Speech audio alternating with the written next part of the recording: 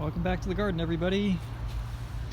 So, it's a typical rainy day here outside of Portland, and we're fertilizing the fig trees because, why not?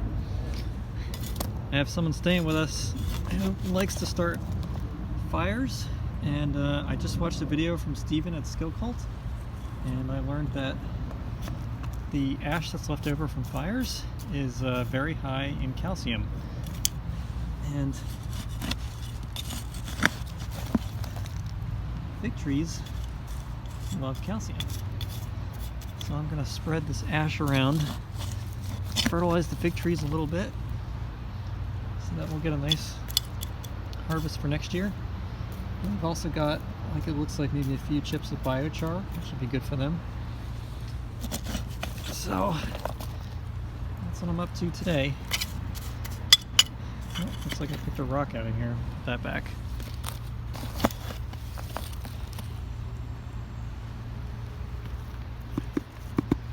I bought some calcium phosphate from the garden store, but if I can get this stuff for free, might as well use it, right?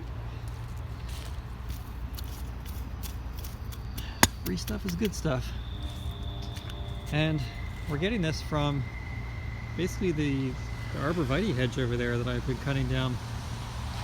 I've got too many logs now at this point, and we've been like starting them into, putting them in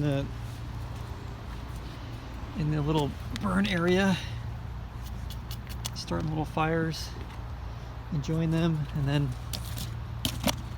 making some use out of these leftover ashes.